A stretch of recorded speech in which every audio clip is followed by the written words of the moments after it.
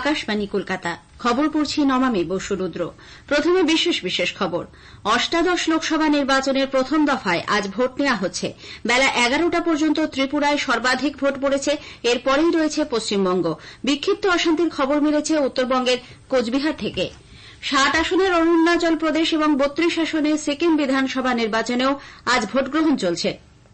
রাষ্ট্রপতি এবং প্রধানমন্ত্রী দেশবাসীকে গণতন্ত্রের এই উৎসবে সামিল হওয়ার আহ্বান জানিয়েছেন। ভাইস অ্যাডমিরাল দীনেশ কুমার ত্রিপাঠী পরবর্তী নৌসেনা প্রধান হচ্ছেন। দুবাইয়ে নজিরবিহীন বৃষ্টিতে বিমান উঠতে দেরি হওয়ায় প্যারিস অলিম্পিক্সের যোগ্যতা নির্ণায়ক পর্বে প্রতিযোগিতার সুযোগ হারালেন 2 ভারতীয় কুস্তিগির। আসছে বিস্তারিত খবরে। অষ্টাদশ লোকসভা নির্বাচনের প্রথম দফায় 17টি রাজ্য ও 4টি কেন্দ্রশাসিত অঞ্চলের 102টি আসনে আজ ভোট নেওয়া হচ্ছে। এর মধ্যে রয়েছে পশ্চিমবঙ্গের 3টি আসন, কোচবিহার, জলপাইগুড়ি ও আলিপুরদুয়ার। সকাল 11টা পর্যন্ত দেশে সবথেকে বেশি ভোট পড়েছে ত্রিপুরায় 34.50%। এরপরই রয়েছে পশ্চিমবঙ্গ। সকাল 11টা অবধি ভোট পড়েছে 33.56%। সবথেকে কম ভোট পড়ার খবর পাওয়া গেছে লাক্ষাদ্বীপ থেকে 16.33%। প্রথম দফায় ভোটের প্রতিদ্বন্দ্বিতার আসরে রয়েছেন 10৬25 জন। 1,63,000 বুথে প্রথম দফায় 16,63,00,000-এর অধিক ভোটার তাদের গণতান্ত্রিক অধিকার প্রয়োগ করছেন। প্রথমবার ভোট দিচ্ছেন প্রায় 36 লক্ষ ভোটার। অবাধ ও সুষ্ঠু ভোট গ্রহণ সুনিশ্চিত করতে নিরাপত্তা ব্যবস্থা জোরদার করা হয়েছে। উল্লেখ্য, 7 আসনে অরুণাচল প্রদেশ ও 32 আসনে সিকিমের বিধানসভা নির্বাচনেও এক দফায় আজ ভোট নেওয়া হচ্ছে। এদিকে প্রথম দফায় মহারাষ্ট্রের উপমুখ্যমন্ত্রী দেবেন্দ্র ফড়নবিস, তামিলনাড়ুর মুখ্যমন্ত্রী এম কে স্ট্যালিন, মন্ত্রী ডিএমকে নেতা দয়ানিধি স্ট্যালিন সস্ত্রী কোয়েম্বাটুরের সাতগুরু, নাগাল্যান্ডের মুখ্যমন্ত্রী নেফিউ রিও কোহিমায়, মেঘালয়ের মুখ্যমন্ত্রী কনরাড সাংমা পশ্চিম গারো হিলসের টুরা আসনে ভোট দিয়েছেন। উত্তরাখণ্ডের মুখ্যমন্ত্রী পুষ্কর সিং ধামি, অসমের ডিব্রুগড়ে কেন্দ্রীয় মন্ত্রী সর্বানন্দ সোনোয়াল নিজ নিজ আসন থেকে তাদের ভোট দেন। নাগপুর থেকে মোহন ভাগবত, তামিলনাড়ুর শিবগঙ্গা আসনে প্রাক্তন কেন্দ্রীয় মন্ত্রী পি চিদম্বরম, রাজ্যের প্রাক্তন মুখ্যমন্ত্রী কে পালানিস্বামীও নিজেদের গণতান্ত্রিক অধিকার প্রয়োগ করেছেন। রাষ্ট্রপতি দ্রৌপদী মুর্মু এবং প্রধানমন্ত্রী নরেন্দ্র মোদী আজ থেকে শুরু হওয়া লোকসভা নির্বাচনে রেকর্ড সংখ্যায় তাদের ভোটাধিকার প্রয়োগ করার জন্য দেশবাসীকে আহ্বান জানিয়েছেন। দেশের ভবিষ্যৎ গঠনে নির্বাচনে অংশগ্রহণের গুরুত্বের কথা উল্লেখ করে রাষ্ট্রপতি দ্রৌপদী মুর্মু সকলকে, বিশেষত প্রথমবারের ভোটারদের ক্ষমতায়নে এই মুহূর্তটিকে কাজে লাগানোর আহ্বান জানান। প্রধানমন্ত্রী নরেন্দ্র মোদী আজ লোকসভা ভোট শুরু হওয়ার সঙ্গে সঙ্গে জনগণকে রেকর্ড সংখ্যায় তাদের মতাধিকার প্রয়োগ করতে আহ্বান জানিয়েছেন। সমাজ মাধ্যমের এক পোস্টে শ্রী মোদী তরুণ এবং প্রথম ভোট দিচ্ছেন যারা তাদের বিপুল সংখ্যায় ভোটদানে অংশ নিতে আহ্বান জানিয়েছেন।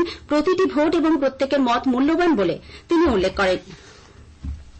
এদিকে কংগ্রেস নেতা রাহুল গান্ধীও ভোটাধিকার প্রয়োগ করে গণতন্ত্রকে শক্তিশালী করার আহ্বান জানিয়েছেন। এক্স হ্যান্ডেলে আজ সকালে এক বার্তায় তিনি বলেন, এই নির্বাচন ভারতের গণতন্ত্র এবং পরবর্তী প্রজন্মের ভবিষ্যৎ স্থির করবে। অষ্টাদশ লোকসভা নির্বাচনের প্রথম দফায় ভোট শুরু হওয়ার পর থেকেই উত্তরবঙ্গের কোচবিহারের অষ্টাদশ লোকসভা নির্বাচনের প্রথম দফার ভোট শুরু হওয়ার পর থেকে উত্তরবঙ্গের 3টি কেন্দ্রের মধ্যে কোচবিহার থেকে একাধিক অশান্তির খবর মিলেছে। একটি প্রতিবেদন। লোকসভা ভোটের প্রথম দফাতেই রাজনৈতিক সংঘর্ষ, হিংসা, রক্তপাতের পুনরাবৃত্তি হল সেই কোচবিহারে। ভোট গ্রহণ শুরু হওয়ার আগে থেকেই শীতলকুচির ছোট শালবাড়ি এলাকা 286 নম্বর বুথে বিজেপির কর্মী সমর্থকদের সঙ্গে তৃণমূলের কর্মী সমর্থকদের হাতাহাতি বাঁধে। দুপক্ষের বেশ কয়েকজন ওই ঘটনায় জখম হয়েছেন। তৃণমূল কংগ্রেসের অভিযোগ, বিজেপি আশ্রিত দুষ্কৃতীরা গতকাল রাতে তুফানগঞ্জ 2-এর বারকোডালি 1 গ্রাম পঞ্চায়েতের হরিরহাট এলাকায় তাদের অস্থায়ী নির্বাচনী শিবির দখল করে নিয়েছে এবং তাতে আগুন ধরিয়ে দিয়েছে। নাটাবাড়ি বিধানসভা কেন্দ্রের বলরামপুর এলাকার 236 নম্বর বুথ তৃণমূল কংগ্রেস দখল করে রেখেছে বলেও অভিযোগ করেছে বিজেপি। কোচবিহার 1 ব্লকের ফলিমারি গ্রাম পঞ্চায়েতের 37 নম্বর বুথ সংলগ্ন এলাকায় আজ সকালে রাস্তার পাশে বেশ কয়েকটি তাজা বোমা উদ্ধারের ঘটনায় চাঞ্চল্য ছড়ায়। আজ সকালে বোমা দেখতে পেয়ে সাধারণ মানুষ পুলিশে খবর দেয়, পরে পুলিশ এসে বোমা উদ্ধার করে নিয়ে যায়। তৃণমূলের বিরুদ্ধে সন্ত্রাসেরও অভিযোগ তুলেছে বিজেপি। কোচবিহারের মাথাভাঙায় রহস্য মৃত্যু হয়েছে সিআরপিএফ জওয়ান নীলেশ কুমারের। ওই জওয়ান হঠাৎই অসুস্থ হয়ে পড়লে তাকে হাসপাতালে নিয়ে যাওয়া হয়। চিকিৎসকরা সেখানে তাকে মৃত বলে ঘোষণা করেন। শুভেন্দু ভট্টাচার্যের সঙ্গে অভিরূপ ভট্টাচার্য, আকাশবাণী সংবাদ, কোচবিহার। জলপাইগুড়ির ডাবগ্রাম ফুলবাড়ি এলাকায় তাদের বুথ অফিসে তৃণমূল কংগ্রেস আশ্রিত দুষ্কৃতীরা আগুন ধরিয়ে দিয়েছে বলে অভিযোগ করেছে বিজেপি। শাসক দল অবশ্য অভিযোগ অস্বীকার করেছে। এই এলাকার বিধায়ক শিখা চ্যাটার্জি শান্তিনগর বউবাজার প্রাথমিক বিদ্যালয়ের 46 নম্বর বুথে তাঁর ভোটাধিকার প্রয়োগ করেন। মেঘলা আবহাওয়ায় আলিপুরদুয়ারে ভোট চলছে শান্তিতে। এদিকে 3টি কেন্দ্রে নির্বাচন কমিশনের কাছে তৃণমূল কংগ্রেসের পক্ষ থেকে 7 এবং বিজেপির পক্ষ থেকে 8টি অভিযোগ জমা পড়েছে। পশ্চিমবঙ্গের রাজ্যপাল সিভি আনন্দ বোস বলেছেন তিনি নির্বাচন প্রক্রিয়ায় কোন রকম হস্তক্ষেপ করছেন না, তবে রাজভবনে খোলা পিস রুমে আসা ভোট সংক্রান্ত অভিযোগগুলি নির্বাচন কমিশনের কাছে যতটা দ্রুত সম্ভব পাঠিয়ে তার সমাধানের চেষ্টা করছেন। And as governor, I do not interfere in the election process. What we do is the petitions and grievances received here will be brought to the notice of the election authorities for appropriate action, and we will also follow up that the action is being taken. We are receiving complaints about attempted violence, intimidation, and other pressure tactics from the field. We also receive some complaints that when approached, the police is not taking proper steps. Lok Sabha নির্বাচনের অন্যান্য দফার জন্য বিভিন্ন রাজনৈতিক দলের প্রচারাভিযান চলছে জোর কদমে। প্রধানমন্ত্রী এবং প্রবীণ বিজেপি নেতা নরেন্দ্র মোদী আজ উত্তরপ্রদেশের আমরোহায় এক নির্বাচনী জনসভায় যোগ দেন। বিজেপির শাসনকালের আগে পূর্বতন সরকারের সমালোচনা করে তিনি বলেন, কংগ্রেস, সমাজবাদী পার্টি বা বিএসপি কেউই এই অঞ্চলের কৃষকদের উন্নয়নে কিছুই করেনি। और पश्चिमी यूपी का एक क्षेत्र अपने मेहनती किसानों की वजह से भी जाना जाता है। कांग्रेस, सपा, बसपा सरकारों में यहां किसान की समस्याओं को न सुना जाता था, न देखा जाता था, न कोई परवाह की जाती थी। लेकिन भाजपा सरकार किसानों की समस्याओं को कम करने के लिए दिन रात काम कर रही है। अमरोहा के किसानों को पीएम किसान सम्मान निधि के करीब 600 करोड़ रुपए इसी अमरोहा में मिले हैं।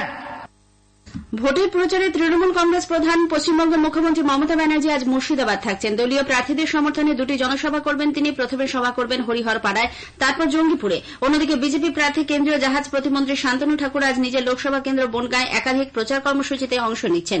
কংগ্রেসের সর্বভারতীয় সভাপতি মল্লিকার্জুন খার্গে আজ সন্ধ্যায় বিহারে কাটিহারে নির্বাচনী জনসভায় অংশ নেবেন। আরজেডি নেতা তেজস্বী প্রসাদ যাদব বাঁকা আসনে ভৈরগঞ্জে জনসভায় ভাষণ দেবেন।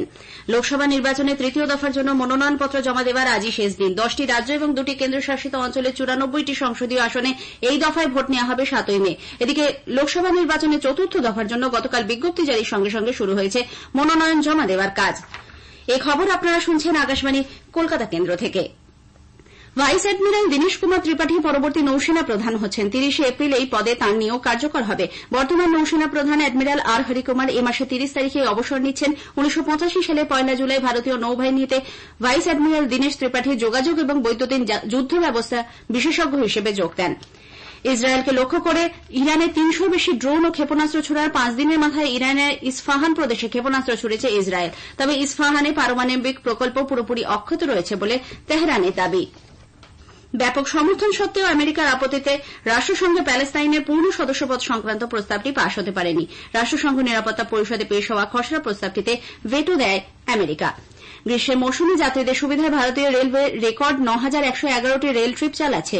এই সংখ্যা গত বছরের একই সময়ের 6369টি ট্রিপের তুলনায় উল্লেখযোগ্যভাবে বেশি। রেল মন্ত্রক এক বিবৃতিতে জানিয়েছে, দেশের প্রধান গন্তব্যগুলিকে সংযুক্ত করার জন্যই এই অতিরিক্ত ট্রেন চালানো হবে। নজিরবিহীন বৃষ্টির দরুন দুবাই থেকে বিমান উঠতে দেরি হওয়ায় ভারতের 2 কুস্তিগির দীপক পুনিয়া ও সুজিত কালাকাল প্যারিস অলিম্পিক্সের যোগ্যতা নির্ণায়ক পর্বে প্রতিযোগিতার সুযোগ হারালেন।